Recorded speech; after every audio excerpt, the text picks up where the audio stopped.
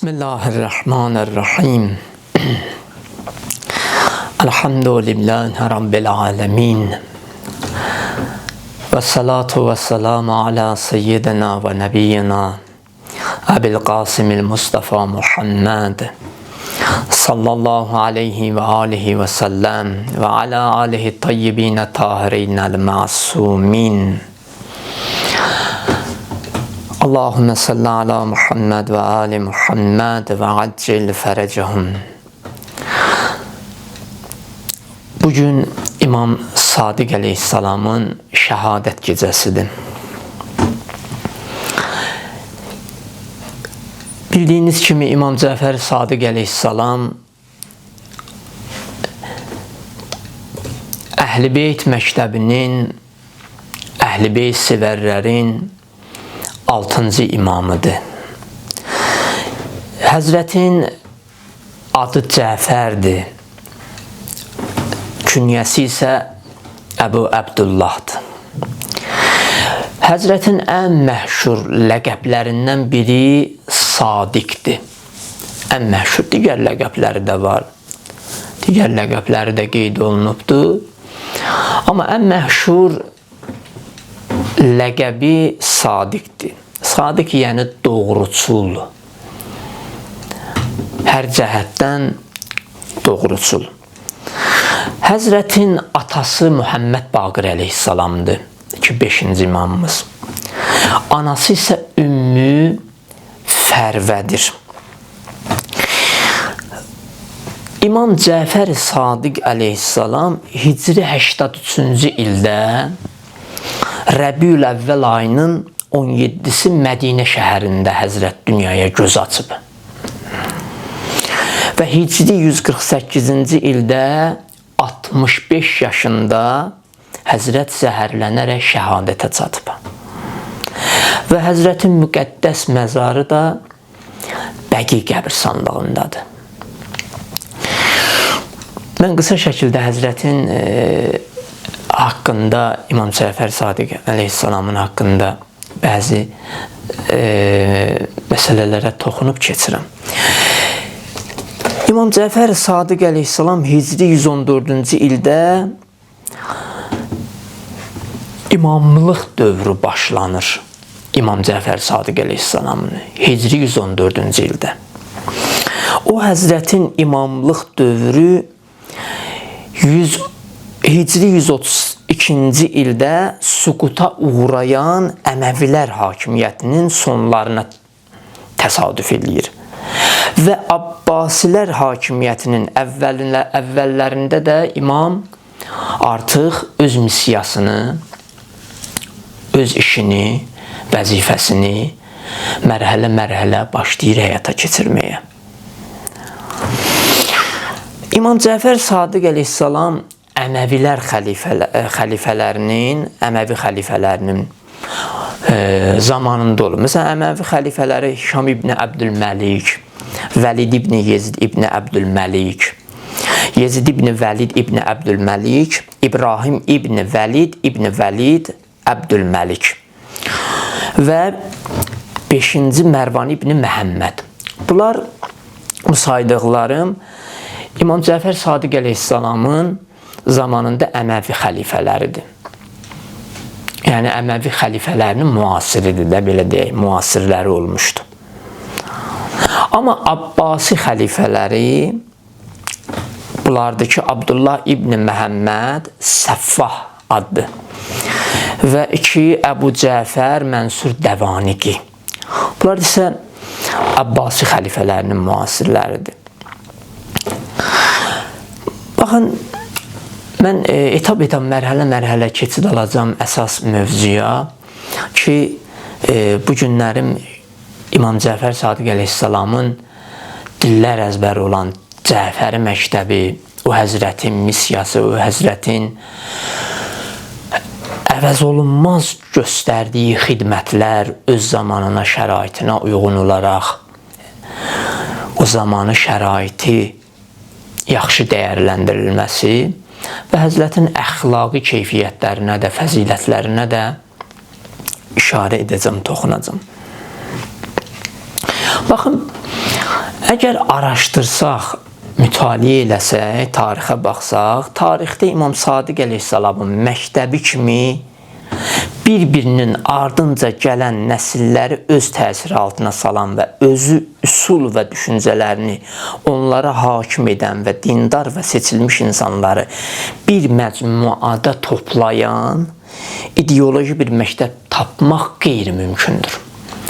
Yəni İmam Cəfər Sadiq əleyhissalamın məktəbi elə bir əzəmətə sahib olub ki, İmam Sadiq əleyhissalam elə şagirdlər yetişdirib ki, elə dərslər tədris eləyib ki, elə möhkəm bir növrə qoyub ki, bu həzrətin ərsiyə gətirdiyi bu elmi ocaq kimi digər bir elmi ocaq təsəvvürü qeyri-mümkündür. Mötəbər hədis qaynaqlarında Həzrətin öz missiyası, yəni Həzrətin göstərdiyi xidmətlərə işarə olunur ki, Həzrət nə qədər elmi mübahisələr, elmi diyaloqlar, müxtəlif firqələrlə, müxtəlif əqidəli insanlarla, müəyyən əqidə məktəblərinin alimləri ilə apardığı diyaloqlar. Yəni Həzrət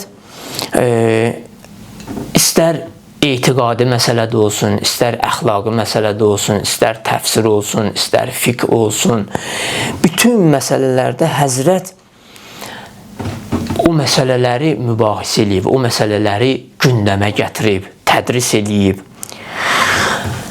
Və hətta Əhl-i Sünnənin 4 məşhur məzhəbindən biri olan Hənəfi məzhəbinin imamı Əbu Hənifə İmam Cəfər Sadiq əleyhissalamın haqqında belə deyir. Deyir ki, elmdə Cəfər ibn Muhamməddən üstün olan kimsəni görmədim. Təzkirətül Huffaz cild 1 səhifə 166.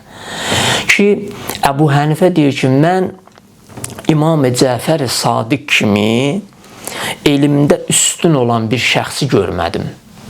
O elmdə öz zamanının ən üstünü, ən fəzilətlisi idi. Deyir ki, bir gün Mənsur Dəvaniqi, lənətullah əleyh, deyir ki, Əbu Hənifə özü nəql eləyir. Deyir ki, bir gün məni Mənsur Dəvaniqi çağırır yanına. Deyir, mənə deyir ki, cəmaat Cəfər ibn Muhammədə məftun olub, onu sevirlər, ondan ayrıla bilmirlər. Artıq ondan dərs alırlar, onunla bölüşürlər, məşvərət eləyirlər. Onu cəmaat artıq sevə-sevə gedir. Onun məhəbbəti artıq məşhurdur.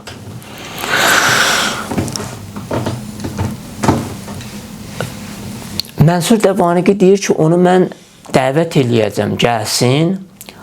Ona veriləcək ən çətin, ağır suallar hazırla.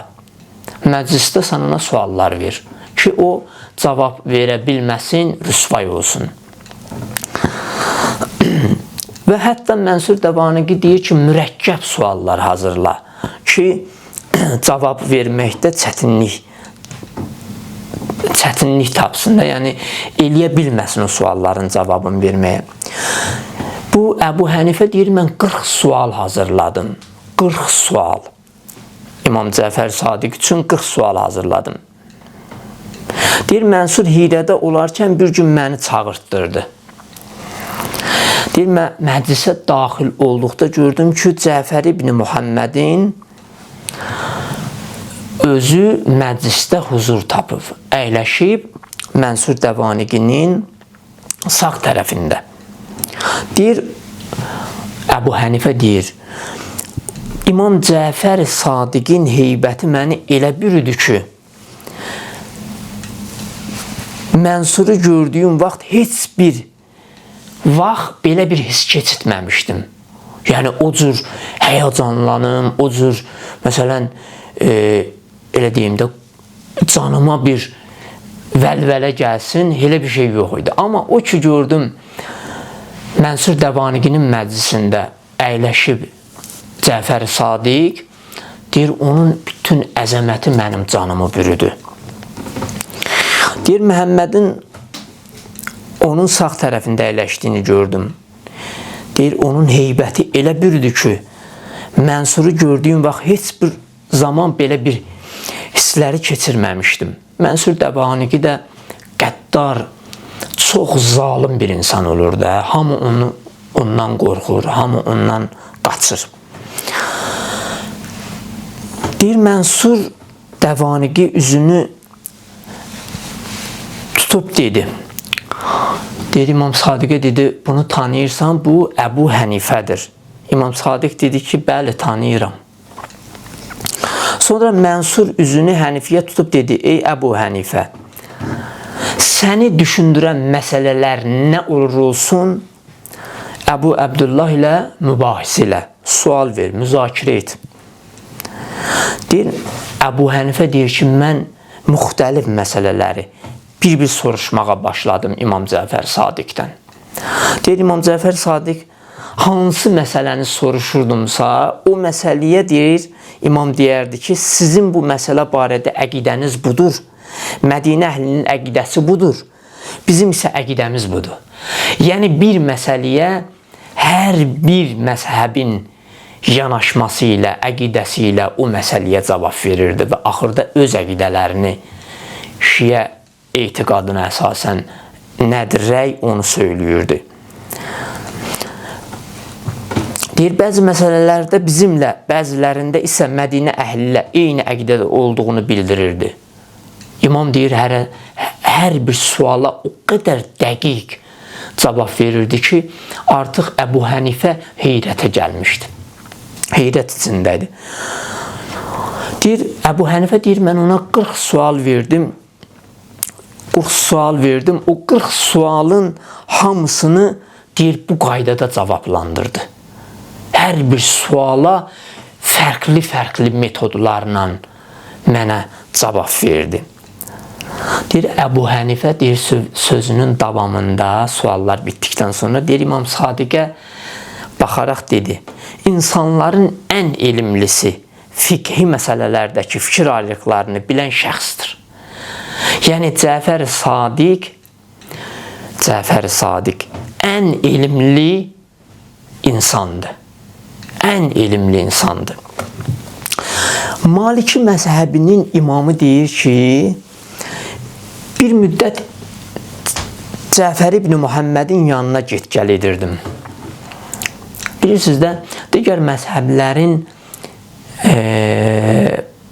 o banistləri də, yəni məzhəblərin imamları, öndə gedənləri, hamısı demək olar ki, Cəfər Sadiq əleyhissalamın şagirdləri olub. İmam Cəfər Sadiq əleyhissalamdan dərs alıblar. Maliki məzhəbinin imamı deyir ki, mən bir müddət Cəfər ibn Muhammədin yanına get-gəl edirdim. Deyir, onu bu 3 haldan xaric görmədim. Deyir, haçan onun yanına gedərdim, ya namaz qılırdı, ya oruç tuturdu, yəni oruçlu haldaydı, ya da ki, Quran oxuyurdu. Deyir, mən onu bu 3 haldan xaric görmədim. Və hətta ardıca deyir ki, mən onu dəstəmazsız hədis danışdığını görmədim bir dəfə. Deyir, o daim dəstəmazda olardı. Daim dəstəmazda olardı. Elm, ibadət və təqvada Cəfər ibn Muhamməddən üstün bir şəxsin nə bir göz görmüş, nə bir qulaq eşitmiş, nə də ki, kiminsə ağlına gəlmişdir. Baxın, digər məzhəblərin imamları Cəfər Sadiq əleyhissalamın haqqında, onun fəzilət haqqında hansı qeydlər deyirlər? Şeyx Müfid Əhl-i Şiə məktəbinin məruf alimlərindəndir, məşhur alimlərindəndir. Şeyx Müfid yazır İmam Cəfər Sadiq əleyhissalamın haqqında ki, o həzrətdən o qədər elmlər nəql olunmuşdur ki, heç bir imamdan bu qədər elm nəql olunmamışdır. Yəni, heç bir imamın zamanında, çünki heç bir imamın zamanı şəraiti əl verməyib ki, onlar Məsələn, İmam Cəfər Sadiq əleyhissalamı, İmam Cəfər Sadiq əleyhissalam kimi daha geniş, daha əhatəli təbliğat işi ilə məşğul olalar. Yəni, köklü işləri görələr. Yəni, onların da hər birinin zamanı, şəraiti müəyyən bir iş ki, tələb eləyib, o vəzifəni, o ilahi əmri icra eləyiblər. Amma İmam Cəfər Sadiq əleyhissalamda bu şərait daha əlverişli olub ki, İmam Sadiq daha geniş iş görüb. Və tanınmış tarixçi İbn Xəllikan yazır. O deyir ki, o Şiə məzhəbinin, yəni İmam Cəfər Sadiq əleyhissalam, o Şiə məzhəbinin 12-ci imamından biridir. Peyğəmbər ailəsinin böyük şəxsiyyətlərindəndir. İmam Cəfər Sadiq əleyhissalamı vəsf edir. O Peyğəmbər ailəsinin böyük əzəmətli şəxsiyyətindəndir. Düzgünlüyünə və doğru danışdığına görə onu Sadiq ləqəbi ilə çağırıblar. Düzgünlüyü, doğruçuluğuna görə ona Sadiq ləqəbi veriblər. Onu Sadiq deyə çağırıblar. Onun tanınmış uca şəxsiyyətindən söz açmağa ehtiyac yoxdur. Yəni, bəzən şəxsiyyət o qədər parlaq, o qədər şəffaf olur, gün kimi aydın olur, onu vəsf eləməyə, onun şəxsiyyəti haqqında danışmaq heç ehtiyac olmur. Yəni, baxırsan onun həyatına, məlumdur ki, o necə bir dahi şəxsiyyət olub. Ona görə buyurur ki, onun şəxsiyyəti haqqında söz açmağa ehtiyac duymuram. Əbu Musa Cabir ibn Həyyan Tərdusi onun şagirdi olmuşdur. Cabir ibn Həyyan min vərəq İmam Cəfər Sadiq əleyhissalamın haqqında kitab yazıb. 1000 vərəq yazıb İmam Cəfər Sadiq əleyhissalamın şəxsiyyəti haqqında. Deyir, həmin kitab onun İmam Sadiqdən aldığı təlimləri ehtiva edir. Yəni, o ki, yazdığı kitab ki var, o yazdıqları hamısı İmam Cəfər Sadiq əleyhissalam haqqındadır. Yəni, ondan əldə etdiyi şeylərdir. İmam Cəfərdən aldığı dərslərdir. Və İbn Əbil Ovca mən istəyirəm elə İmam Cəfər Sadiq əleyhissalamın səbrinə, onun təvazükarlığına, onun dözümlülüyünə də işarə eləyim. İbn Əbil Ovca kafir biri olub. Yəni, Allahı tanımayan bir şəxs olub. Amma İmam Cəfər Sadiq əleyhissalam onu yola verir, ona güzəşt eləyir, onu bağışlayır. Deyir, bu İbn Əbil Ovca kafir olmasına baxmayaraq, bəzən imamın əzəmət və böyüklüyünün təsiri altına düşürdü və danışa bilmirdi imamın huzurunda. Deyir, bir gün İmam Sadiqlə elmi bəhs eləmək üçün onun yanına gəlir. Gəlir İmam Sadiq əleyhissalamdan elmi bir bəhs eləsin. Amma o Həzrətin yanında oturduğu zaman bir qədər sükut elədi. Deyir, o ki, gəldi imamın yanında əyləşdi. Deyir, bir qədər sükut elədi. İmam buyurdu ki, nə üçün sakit durmusan və danışmırsan? Səbəbi nədir? Deyir, İbn Əbil Ovca dedi ki, sizin şəxsiyyətinizin əzəmət və böyüklüyü məni öz təsiri altına saldığındandır. Yəni, deyir, sənin əzəmətin, ruhiyyən, əxlaqın o qədər böyükdür ki, mən sənin, belə deyək də, əzəmətinin atmosferinə düşmüşəm.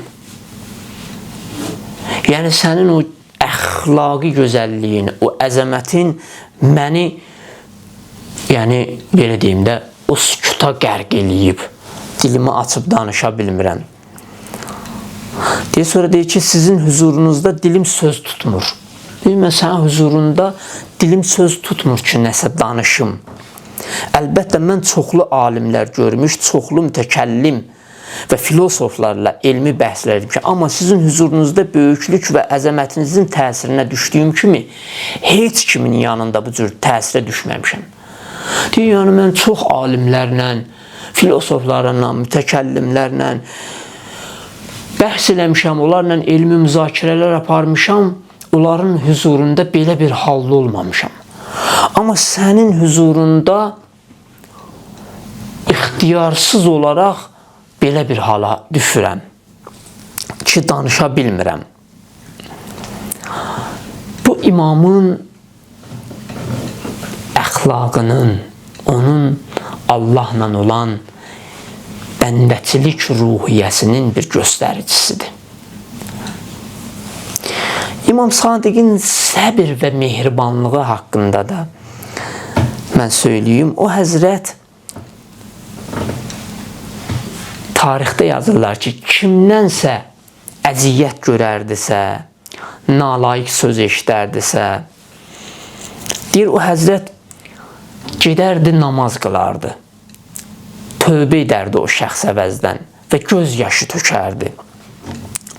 Çoxlu deyir, səcdə və rükü edərdi. Çoxlu ağlayardı. Və Allahdan həmən o şəxs üçün, o nalayiq söz deyən, əziyyət edən şəxs üçün tövbə eləyərdi. Onun bağışlanmağını istəyərdi. Və yaxud ona söyüşləyən şəxsin bağışlanmağını Allahdan istəyərdi.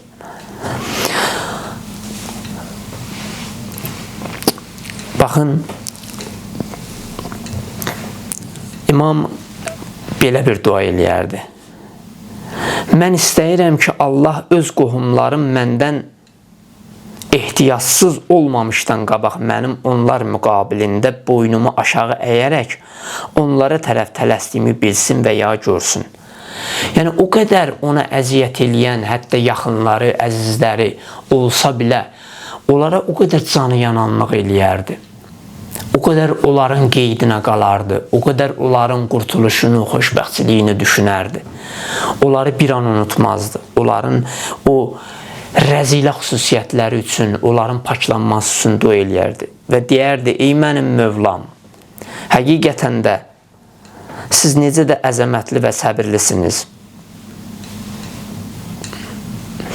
İmamın səhabəsi deyir,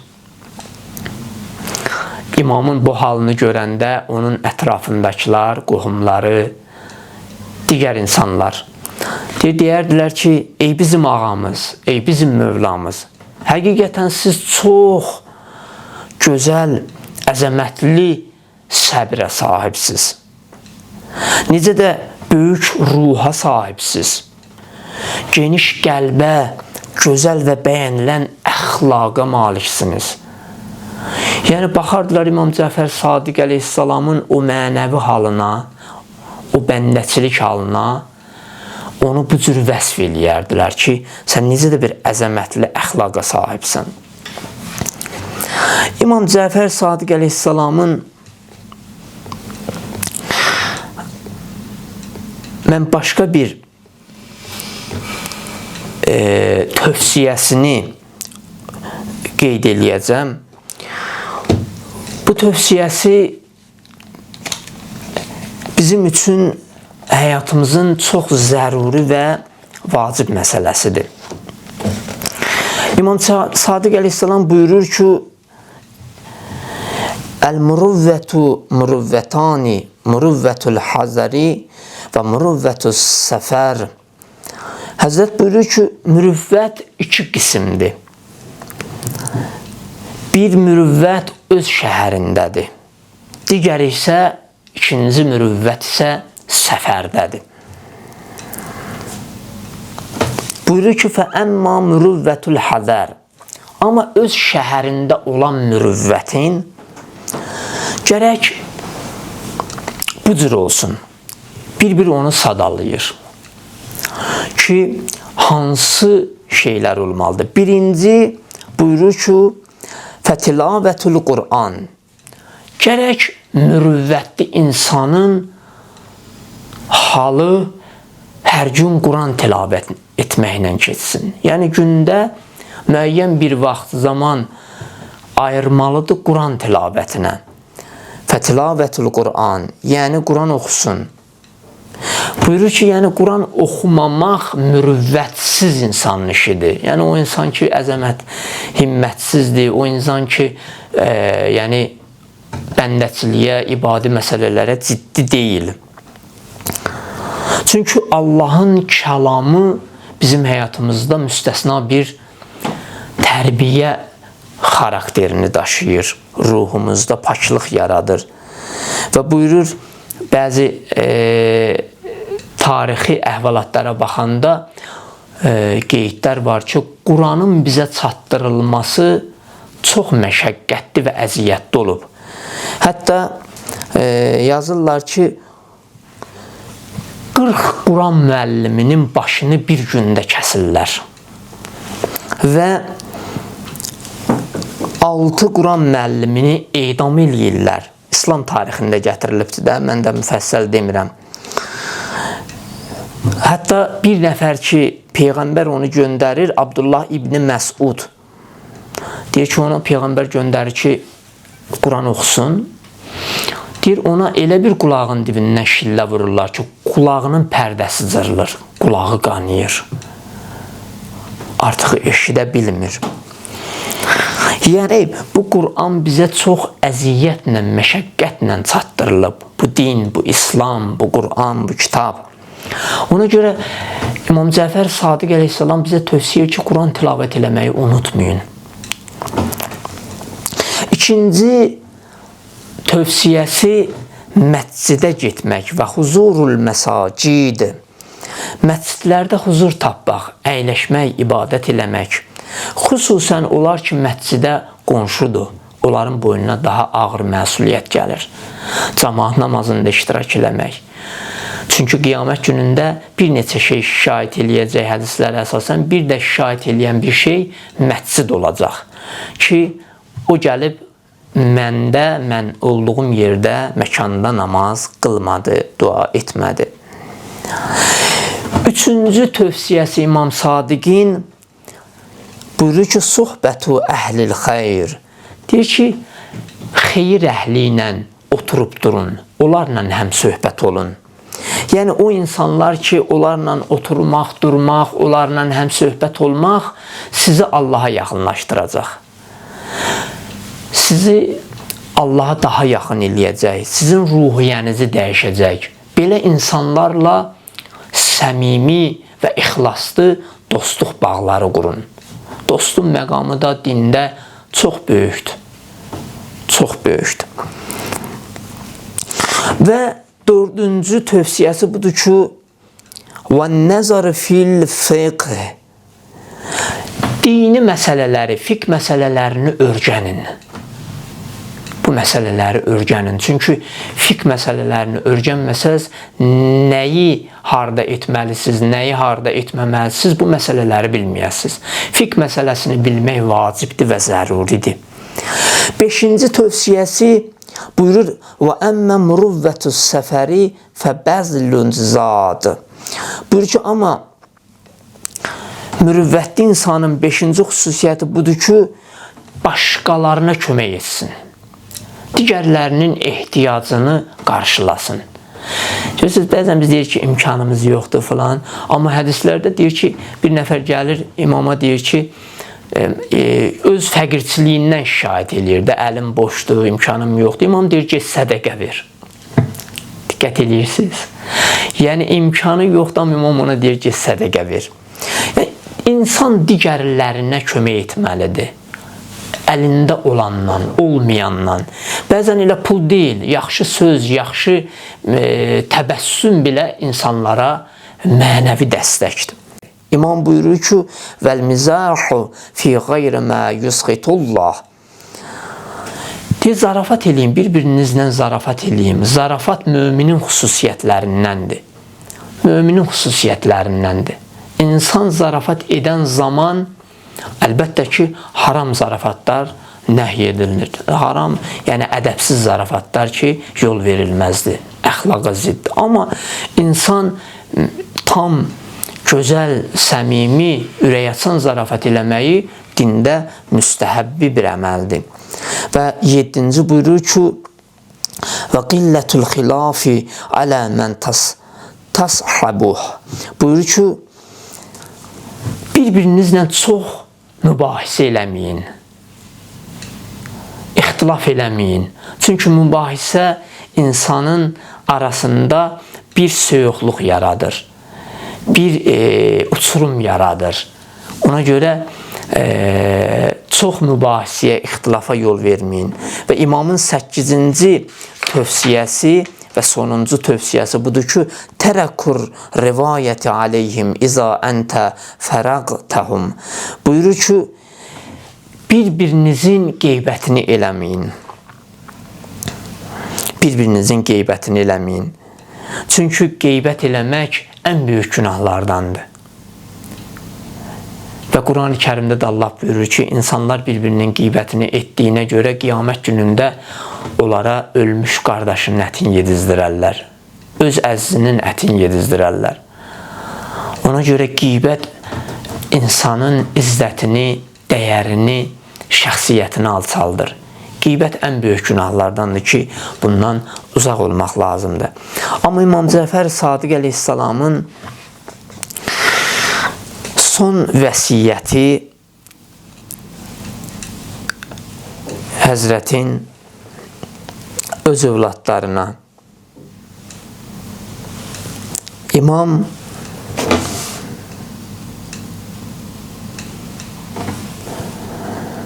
o ki zəhərləndi,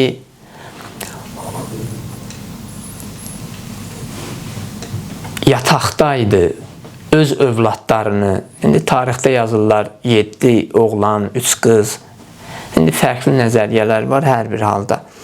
Övladlarını yığır, əzizlərini yığır başına, imam onlara nəsihət eləyir. Və bütün vəsiyyətini oğlu İmam Musa Kazım əleyhissalama eləyir. Və onu özündən sonra imam təyin eləyir. Və öz sadiq dostlarını ona itaətdən çıxmamağını tövsiyə edir. Öz əzizlərinə, öz yaxın səhabələrinə.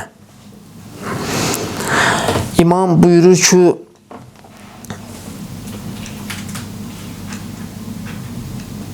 mən sizə namazı tövsiyə eləyirəm. Mən sizə gözəl əxlaqı tövsiyə eləyirəm. Və imam başlayır ayələr oxuyur. Və buyurur ki, yetimlərdən müğayət olun, miskinlərdən müğayət olun. Bu imamın son tövsiyəsidir, son bizə etdiyi tövsiyədir. Ona görə imamlar daim bizim yalnız və yalnız Allahla olan münasibətimizin qeydinə qalıblar. Onların həssas olduqları məsələ ümmətin Allahla olan münasibət olub. Hətta can verən halda da, o ağır vəziyyətdə də bizim Allahla olan münasibətimizi düşünüblər. Ki biz necə eləyək, Allaha yaxınlaşaq, onları bizə tövsiyə eləyirlər. Ki sizə gözəl əxlaqı tövsiyə eləyirik, sizə namazı tapşırırıq, sizə Quranın tilabətini tapşırırıq, əmanətə xəyanət eləməməyi, əhdə vəfalı olmağı. Bunlar hamısı imamların bizə etdiyi tövsiyələrdir. Allaha ant verirəm izzətinə, cəlalına. Allah bu həzrətin əzəmətinə, onun böyüklüyünə xatir, onun şəhadətinə xatir bizi bağışlanmış, əff edilmiş bəndələrindən qərar versin. Allah Teala bizi Əhl-i Beytdən dünya və axirət ayrı salmasın. Allah İmam-ı Zamanın zuhuru ilə bu ümmətə nicat bəxş eləsin, səadət bəxş eləsin. Allah o həzrətin nazənin qəlbin bizdən razı və xoşnud eləsin. Allah bizi inşallah daim öz zikrindən qəflətə salmasın və bizi bağışlamamış qəbr evinə aparmasın. Vəssalamu aleykum və rəhmətullahi və bərəkatuhu.